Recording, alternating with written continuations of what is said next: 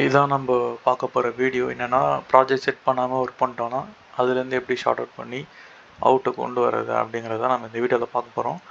இது ஒரு original project size பார்த்தீங்கன்னாக்கா UHD 4K.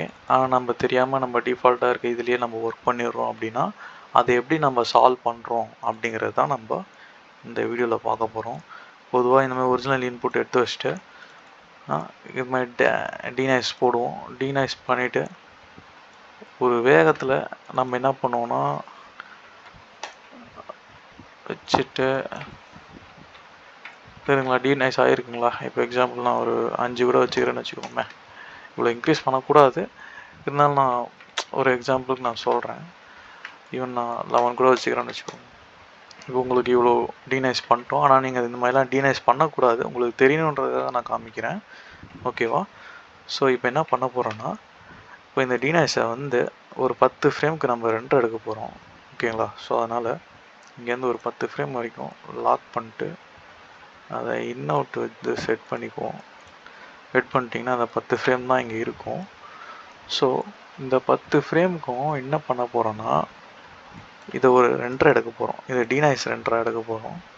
இதுக்கு ஒரு ரீஃபார்மெட் போடுறோம். ப்ராஜெக்ட் செட் பண்ணாமலே போடுறீங்க.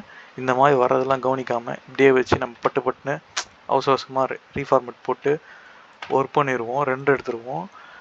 ரெண்டரை எடுத்துகிட்டு அந்த இன்னவுட் கூட நம்ம ப்ராப்பராக செக் பண்ணாமல் கூட ஒர்க் பண்ணியிருக்கோம். ஏன்னா நான்லாம் நிறைய வாட்டி பண்ணியிருக்கேன். நிறையா வாட்டிங்கிற சென்ஸ் ஒரு 2-3 வாட்டி பண்ணியிருக்கேன். அது மூலிமா கிடச்ச அனுபவம் தான் இப்போ உங்களுக்கு ஷேர் பண்ணுறேன். ஸோ அதுக்கப்புறமா அதை எப்படி ஷார்ட் அவுட் பண்ணேன் அப்படிங்கிறது தான் இந்த வீடியோவில் நீங்கள் பார்க்க போகிறீங்க. ஸோ இதுலேருந்து நம்ம வெர்ஷன் 003 கொடுக்குறீங்க. ஓகேங்களா? ரெண்டு எடுத்துடுறோம். EXR சேவ் ரெண்டு கொடுத்தாச்சு. இதில் வந்து கஸ்டமைஸில் 1 to 10 ஓகேங்களா கொடுத்தாச்சு. ரெண்டரை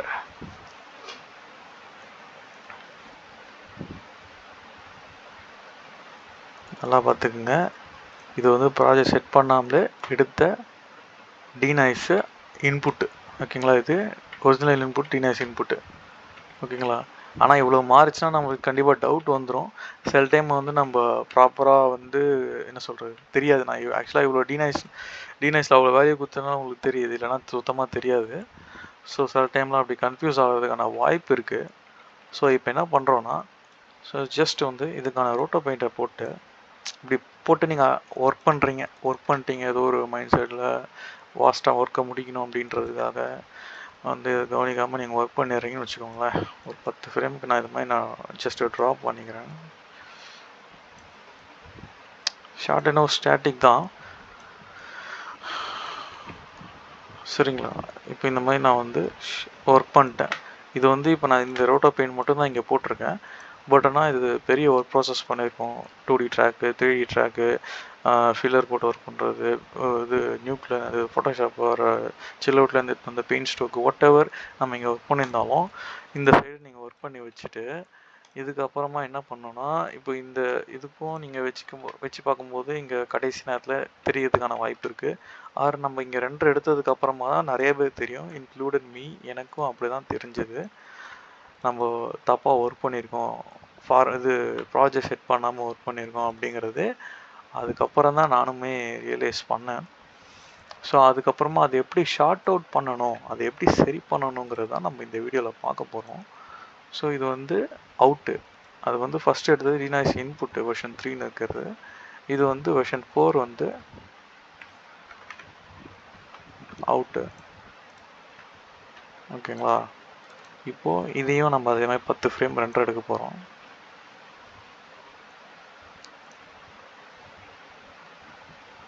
எடுத்தாச்சு. ஓகேங்களா? ஸோ இப்போ இதுக்கும் பார்த்தீங்கன்னாக்கா இந்த மாதிரி இருக்கா. ஆனால் ஒரிஜினல் இந்த டீனைஸ் இன்புட்டை வந்து ப்ராஜெக்ட் செட் பண்ணுறோன்னு வச்சுக்கோங்க. எக்ஸாம்பிள் இப்போ வந்து இந்த மாதிரி நீங்கள் ஒர்க்கு அவுட் எடுத்துட்டீங்க, அதாவது ராங்காக ப்ராஜெக்ட் செட் பண்ணி அவுட் எடுத்துட்டீங்க. அதுக்கப்புறமா நீங்கள் ஒரிஜினல் இன்புட்டில் போயிட்டு ப்ராஜெக்ட் செட் பண்ணி இதை செட் பண்ணிவிட்டு இதை நீங்கள் டீனைஸ் பண்ணி எடுத்துன்னு வந்தாலுமே கூட உங்களுக்கு இந்த மாதிரி இஷ்யூஸ் வரும், தப்பாக இருக்கும்.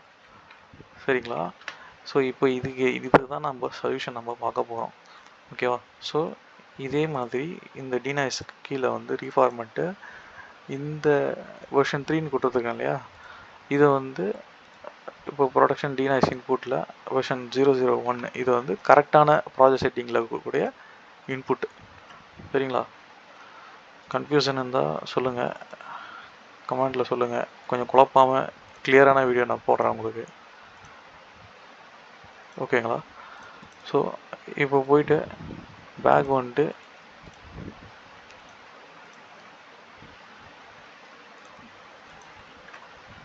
இதுக்குள்ளே ப்ளேஸ் பண்ணி இது 2 எடுக்கிறோன்னு வச்சுக்கோங்க. இது வந்து ப்ராப்பராக ப்ராஜெக்ட் செட் பண்ண இன்புட்டு. இப்போது அதோட டிநாய்ஸ் இன்புட் இங்கே வருது. சரிங்களா? இந்த 10 ஃப்ரேம். இப்போ இதுக்கும் அதுக்கும் நம்ம வச்சாலும் கூட ப்ராப்ளம் வரும். ஸோ அந்த ப்ராப்ளம் எப்படி ஷார்ட் அவுட் பண்ணுறோம் அப்படிங்கிறது தான் விஷயமே.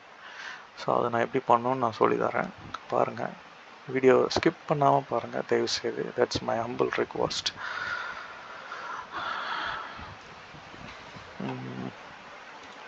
இப்போது இது வந்து ப்ராஜெக்ட் செட் பண்ணக்கூடிய டிநாய்ஸ் இன்புட்டு. இது இப்போ ஒரிஜினல் இன்புட் வந்துடுச்சு.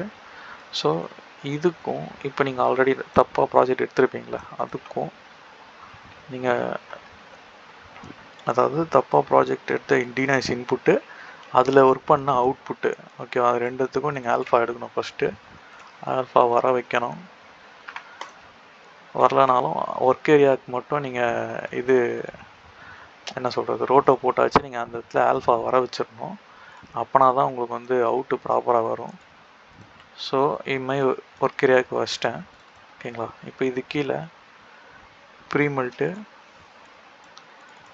ஓகேங்களா? இது கீழே ரீஃபார்மெட்டு, அது கீழே ப்ரீமெல்ட்டு,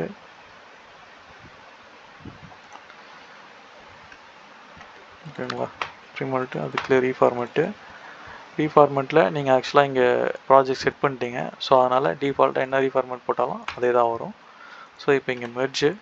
இப்போ இந்த இன்புட்டை தூக்கிட்டு வந்து அந்த இமேஜில் ஏ குத்தி இதில் பி குத்திங்கன்னா, அதாவது ஒரிஜினல் இன்புட்டு கரெக்டாக ப்ராஜெக்ட் செட் பண்ண இன்புட்டோட டிநாய்ஸ் இன்புட் இது.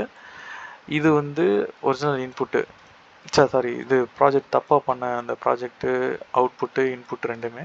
ஸோ இது ரெண்டுத்துக்கு ஆல்ஃபா விட்டிங்கன்னா இப்போ பார்த்தீங்கன்னா உங்களுக்கு கரெக்டாக இருக்கும். எங்கேயுமே பிக்சல்ஸ் வந்து அடி வாங்காது. தெரியுதா? ஸோ இப்போது தப்பாக எடுத்த இதுக்கும் நான் காட்டுறேன் பாருங்கள். இதுக்கும் பாருங்கள். சாரி, இந்த இதான் வந்து ப்ராஜெக்ட் செட் பண்ண கரெக்டான இன்புட்டு. இதுக்கும் செக் பண்ணிங்கன்னா தெரியுதா எவ்வளோ வேரியேஷன்ஸ், எவ்வளோ மிஸ்டேக்ஸு. ஏன்னா நீங்கள் ஒர்க் பண்ண எல்லாமே வந்து வேஸ்ட்டாக போயிருக்கும். திருப்பி ரீஒர்க் பண்ணுற மாதிரி இருக்கும் இதனால். ஸோ இந்த மாதிரி சுச்சுவேஷன்லேருந்து நீங்கள் எஸ்கேப் ஆகிறதுக்கு தான், நீங்கள் சப்போஸ் அப்படி ஒர்க் பண்ணிட்டாலும் கூட அந்த தப்பாக எடுத்த அந்த டிநாய்ஸ் இன்புட்டும் அதில் ஒர்க் பண்ண அந்த அவுட்புட்டுக்கும் ஆல்ஃபா எடுத்து, இந்த மாதிரி ஆல்ஃபா எடுத்துகிட்டு அது கீழே கரெக்டாக ப்ராஜெக்ட் செட் பண்ணிவிட்டு அதோட ரீஃபார்மேட்டிங்கை போட்டுட்டு தென் அது வந்து அந்த கரெக்டாக டிநாய்ஸ் பண்ணி எடுத்துருப்பீங்களா இன்புட்டு, அதோட மெர்ஜ் பண்ணிடணும். இந்த மாதிரி பண்ணிட்டீங்கன்னா நீங்கள் ஒர்க் பண்ண எல்லாமே கரெக்டாக கம்ப்ரஸ் ஆகி வந்துடும். ஓகேங்களா? அவ்வளோதான் நம்ம வீடியோ. இதை நீங்கள் பாருங்கள். நான் அண்டர்ஸ்டாண்ட் ஆகலைன்னா கமெண்ட் செக்ஷனில் கமெண்ட் பண்ணுங்கள். அதே மாதிரி தயவுசெய்து நம்ம கேமிங் சேனலை சப்போர்ட் பண்ணுங்கள். That's my humble request.